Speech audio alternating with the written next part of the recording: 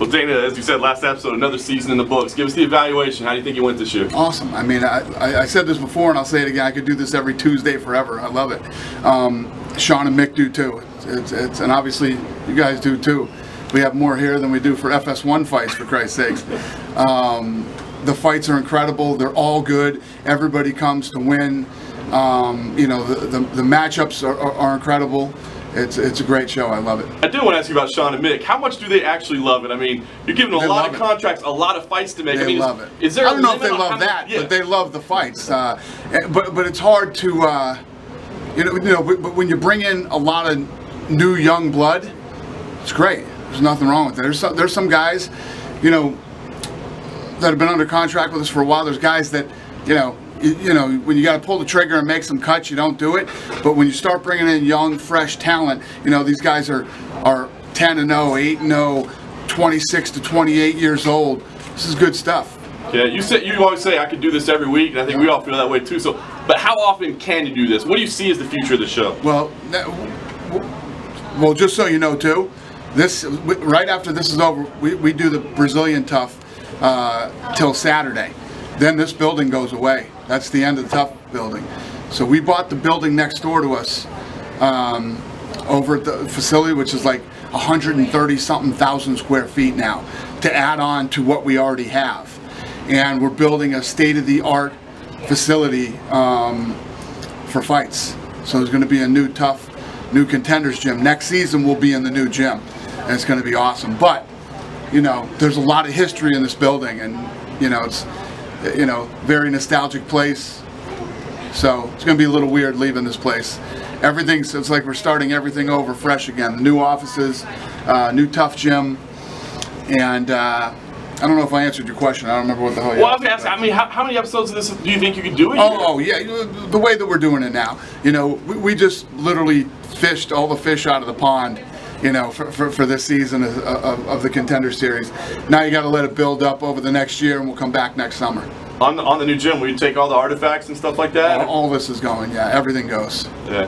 What are your feelings as this comes to an end here, as far as this chapter, and as this was the Tough one, is really what put you guys on the trajectory? Sure. Yep, the Ultimate Fighter. I think we came in and found this building in 2004, and came in, gutted it out, and built the gym, obviously, which was much smaller than it is now. And then over the years, as Tough got bigger, we expanded, and it's been a hell of a ride. It's, you know, just like our old office buildings. It was fun. It's a little, you know, tough to leave, and I am actually pretty sentimental about that stuff. And yeah, so Lorenzo was supposed to come today, but he got caught up at work at stations, and yeah, this is it on Saturday. What's the main artifact from here that you'll take back to the new place? All the jerseys, all the signed jerseys from every season. Those will be in the new gym. It'll look a lot like this gym, but a lot better. Some good memories of. And it won't be as hot. There will be air conditioning in this one. Thank you. Some good memories of driving over and putting out like some flyers during the reality series. Yeah, I spent a lot of time, especially the first few seasons. I spent a lot of time in this place. You know, the first one was 5 or 6 weeks, or maybe it was 6 or 7 weeks. The first one, I don't remember, but the first one was the longest. And yeah, I spent a lot of time here. I was literally here the whole time for the first few seasons. Any backstage incidents that was never on film that comes to your mind? I'm sure tons, but not off the top of my head. I mean, anything that was really good made it. Made it, yeah. Too much stuff made it at some points, and you know, we had some issues with too much fun stuff happening or not fun stuff happening. Are you still hopeful that the Ultimate Fighter continues, or have you resigned yourself to the fact that it's probably done? The Ultimate Fighter will continue. Yeah. There's still a huge market for the Ultimate Fighter. The Ultimate Fighter still does well. People look at the ratings right now, you know, and they'll come in at 500,000, 600, 650, but that's the initial rating. You know, now with DVR and stuff like that, the number's much bigger. You know, last season's Ultimate Fighter averaged around 1 million viewers. It's a lot of people. It's still a big show and a big brand. And yeah, it'll go on. We probably won't do 2 a season, probably do 1. And yeah. Is this something that'll be done with ESPN or? Yeah.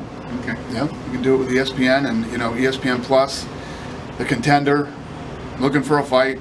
It's all gonna keep rolling. Tanner, Greg Hardy was a big part of this season. I wanted to kind of get your evaluation of him tonight and just overall kind of what you see as the future while he's under this developmental deal. Yeah, you know, I told him, I said, I hope you're working on your wrestling, because I think guys are going to come out and start trying to take you down.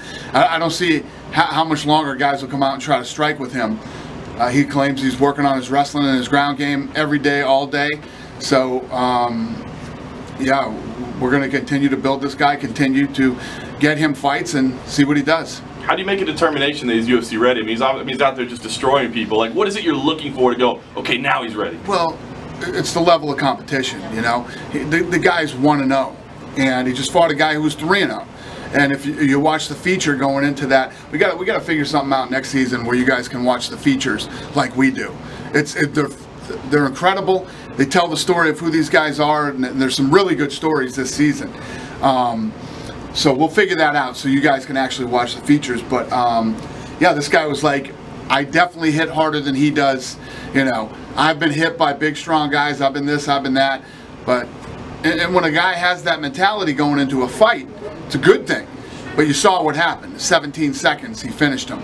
So, you know, the guy hits hard. He's big, he's strong, he's confident. He got hit with a couple shots on the chin. He took them.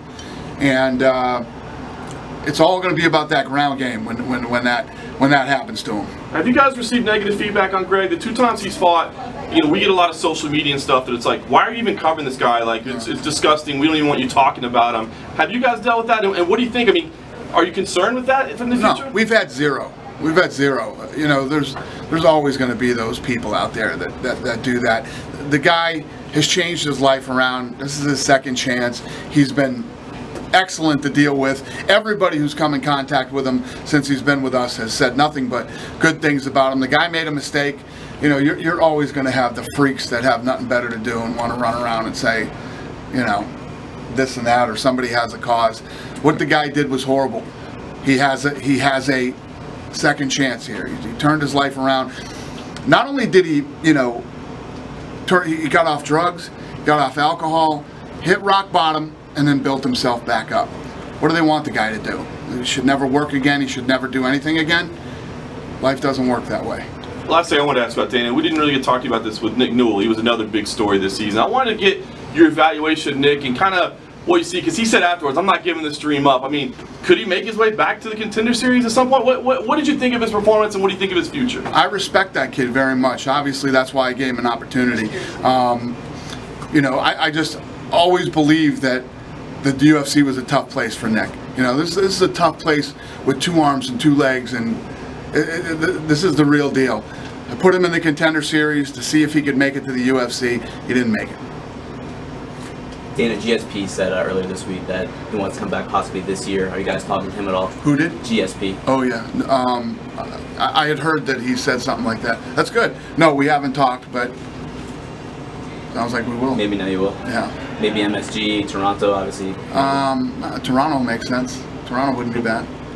He mentioned that he'd like to fight the winner of Khabib and Conor. What's your thoughts on that? Yeah, that's probably not going to happen. He gave up the 170-pound belt. He gave up the 185-pound belt. You know what I mean? It's like, no. What is the situation with pick a division. What is the situation with Nate Diaz? Have you talked to him since he tweeted that? Nate Diaz? Nope. Hunter might have. I haven't. Dana, did you guys? It's not my problem. Did you guys speak on Monday about press stuff for Khabib and Conor? That whole thing. You said meetings would be Monday. Yesterday. Yeah, we did. We did have a meeting. Maybe I should be asking Lene. We did. Yeah. We're working on it. Okay. Yeah, we had our initial meetings to go through everything yesterday, and you know, start putting stuff together. Yeah, it's all in motion. How difficult was the negotiation on both sides with those guys? Not at all. Yeah. I mean, if you look at when Conor's deal got done, you know, in New York, and when we announced the fight, you know, everybody wants to fight. He said his next fight wouldn't come until after his part owner, so is he a part owner? He's not a part owner. Anything else? Then He might as well be, though. He's making so much fucking money. He's making so much fucking money, he might as well be part owner.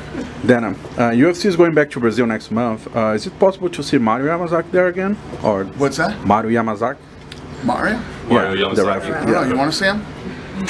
I don't know. That's my question. What do you think? What do you think I think? What do you think I think? But my question is... You know what I think. That's why you asked me. Yeah. Yeah. Did you make sure that he's not going to be there? That's my question. He will not be there. That I guarantee you. He might be in the crowd somewhere if he buys a ticket. Anything else? Are you interested in signing Ben Askren, Dana? Ben Askren's under contract with 1FC. If he wasn't. If he wasn't, he is. He is. Wasn't. He's under contract with 1FC and apparently he's retired. You know, so yeah, that's not going to happen. Dana, what happened with that guy that Cejudo was trying to make you hire in that day after his fight? And Cejudo brought you. Oh, yeah, Brazilian guy. So Did he call you? Cejudo was supposed to text me his info. I don't know if he did yet or not. I got to check that out. I got to get on that. Good question. Good? Yep, that's it. Thank you guys. Thanks for coming.